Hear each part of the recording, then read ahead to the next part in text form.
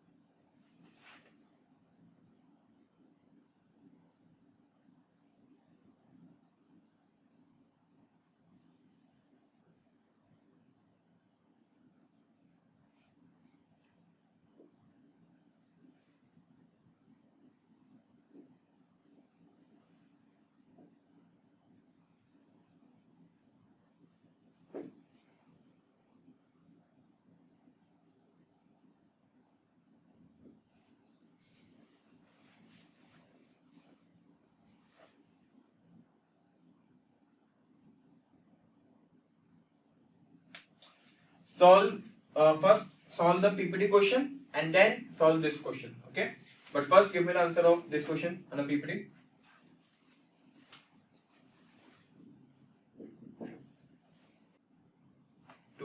Correct. So see, first of all we'll see this question. Okay, so let's suppose we don't know how to apply a source transformation, so just forget source transformation for a second. If we don't know about source transformation, so first of all tell me how many nodes are present here. Tell me how many nodes are present here. Tell me how many nodes you can see. That it is one node, this is second node, okay, this is third, this is fourth. It means 4 nodes are present here. If 4 nodes are present here, then number of KCL equation will be 4 minus 1 equal to 3. It means number of KCL equation is 3. Okay. Now I know I can apply the source transformation here, because in the question it is asking we have to find out current passed through it. It means this branch and this branch is independent. So I can apply the source transformation. So if I apply the source transformation, you can see this current source is changed into a voltage source. And always remember, wherever be the arrowhead, that arrowhead sign will convert into positive and tail end will be converted into negative. Then 10 multiplied by 2 and carefully see the units. 10 milliampere multiplied by 2 kilo ohm. 10 milliampere multiplied by 2 kilo ohm gives you 20 volts. 20 volt in series with 2 kilo ohm. In series with 2 kilo ohm. Then we have a 1 kilo ohm. Then I have 1 kilo ohm. Then again I can convert this and carefully see the arrowhead is in downward. It means when you convert this into a voltage source, arrowhead will change into a plus and tail end will be minus.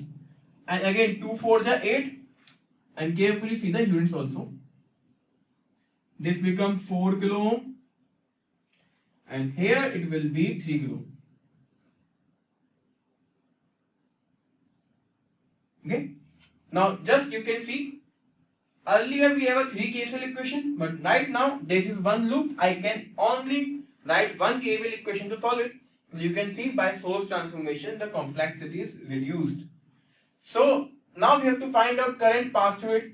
So this is a loop. I can apply a KVL, and we have already done KVL and 4 to 5 question of KVL. So see here, for KVL, first of all we have to show the flow of current either clockwise or anti-clockwise. Now polarity, if current flowing in this direction, it will be plus minus, plus minus, plus minus, plus minus. I hope you know the sign convention, or if you don't know, you can check it in the first video. Okay, sign convention. Now you can apply the KVL. So by KVL, I am moving in this direction, it will be minus 20 plus 2 kilo ohm multiplied by I. Okay. Now each resistor is in kilo ohm, so you can easily see the answer will come out in a milliampere. So what I am assuming? I am assuming current flow I, it is in milliampere, because it will be easy in calculation. See students, sometimes you have to be smart. with when you do the calculation. For example, you can see every resistor is in kilo ohm. So if I taking current in milliampere, then simply milli multiply by kilo become 1. Okay, so we do not have to require 10 raised to power something. Okay, so I multiply by 2 become 2i plus I plus 4 multiply by I, then it is minus 8 plus 3 multiply by I equal to 0. One equation is present and only one variable is present. So 28, it will come 4 plus 2 6 plus 1 7 plus 3 10. So I comes out to be 2.8 milliampere. So current is a 2.8 milliampere passed through the resistor R2.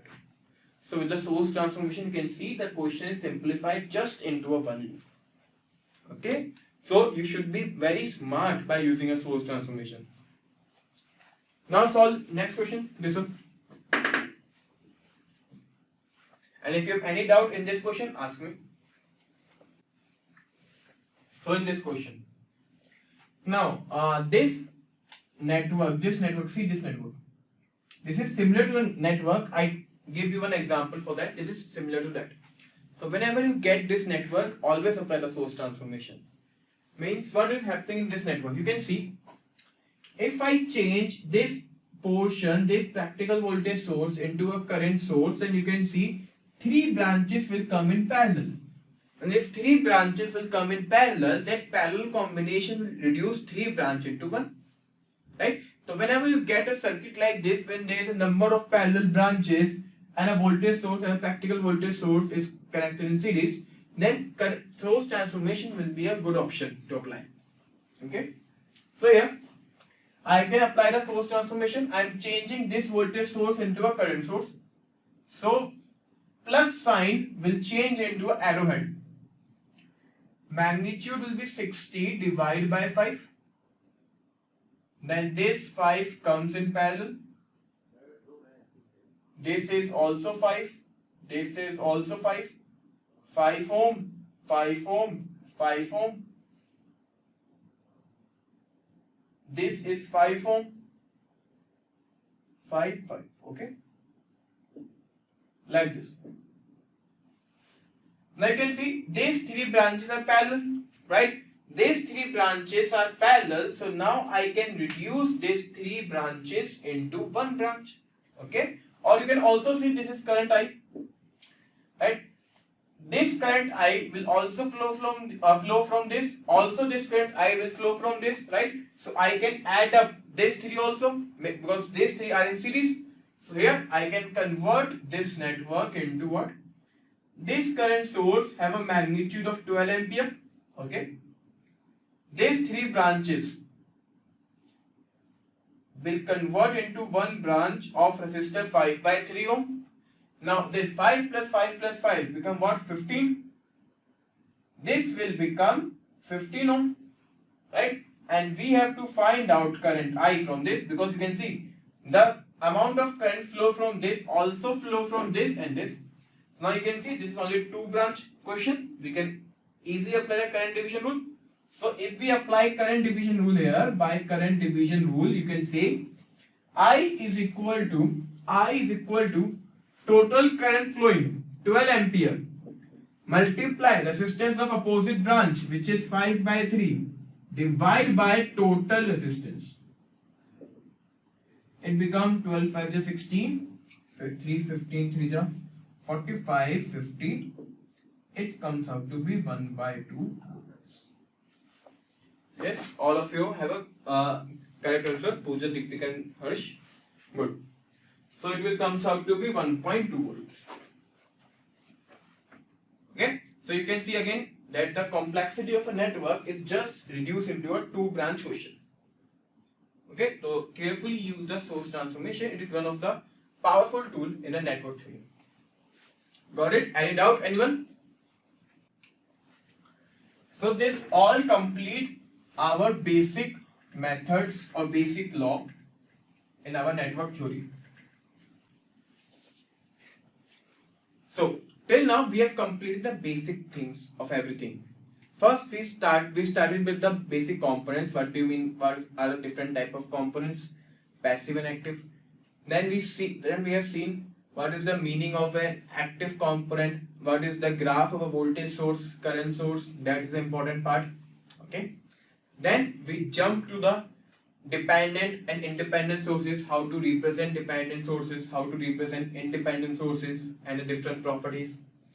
Then we complete our passive components R, L and C, okay, and the different properties of resistor, inductor and capacitor, right? Then we see in the graphical representation. Okay, graphical representation is a very easy thing, and if really that question comes in a GATE exam, but in other government exam they give that question very frequently. The graphical representation we have done. Then we jump to the laws, KVL, KCL, then symmetry concept and all. Okay, so till now we have done the basics, and if we talk about the GATE exam, you can get only about 2 or 3 marks from this topic. But after this topic that are coming, which are the analysis method of a network. Okay, the analysis is done by 4 methods. First is the mesh analysis. Second is nodal analysis. Third is super mesh analysis. Fourth is super node analysis. These 4 analysis will come in your picture in our next class, and you will see all these analysis are important because they always give at least one question in your GATE exam from this analysis. They can either give from the DC or they can give from the AC. The DC and AC, everything is same, just some representation will change. So first we will see only DC. So from the next class we will see about what is the mesh, nodal, super mesh, super node in different DCs and different networks. And I know some of you or all of you know how to use it. But again, the most important thing, when not to use it. See, the beauty of network theory is that one circuit can be solved using many methods.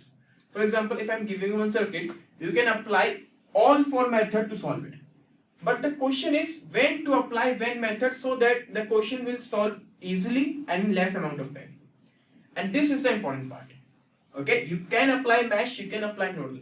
But the question is when to apply in which type of circuits. And the question is when not to apply. What is the limitation of mesh? What is the limitation of KVL? And in the exam, they always round you in this type of question. Okay, so from the next class, we will do this one. And before closing today's class, I am giving you one question. Solve it now. This question I have given you, I guess, in a second class. So solve this question again.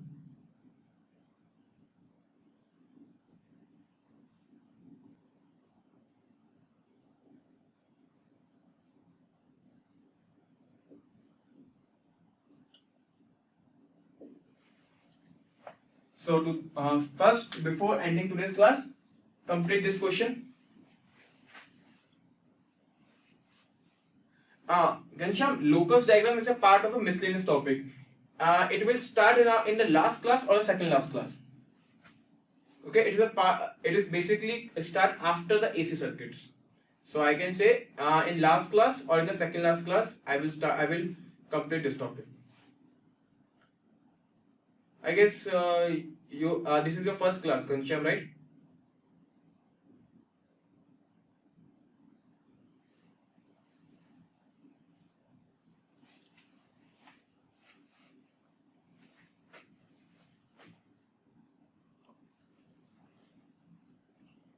So in this question, we have a graph that shows the behavior of current in an inductor of inductance 2 Henry. Okay, in this, find energy stored till 4 seconds. Find how much energy will store in an inductor till 4 seconds. Solve it. It is a very beautiful question.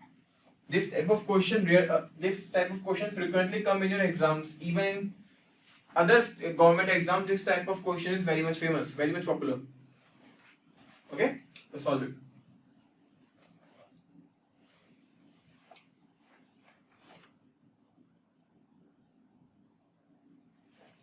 And don't miss the next class, because in next class actually we are going to start the topics that will come in your exam.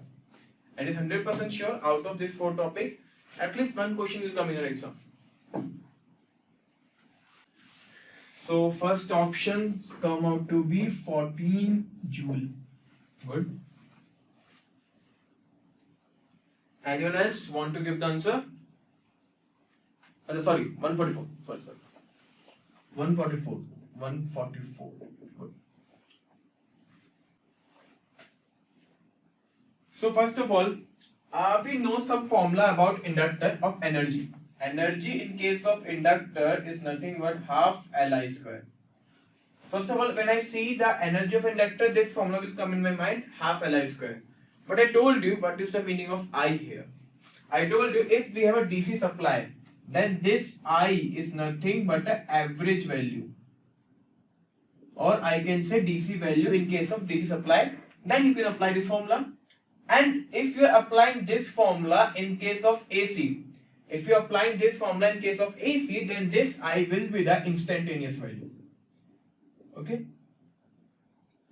It means this formula cannot use in this network where we have a changing current, which means the current is changing in time. Then we cannot apply this formula here. Okay? Good, Ghanshyam. In this type of question, or I can say, what is the general formula for the energy?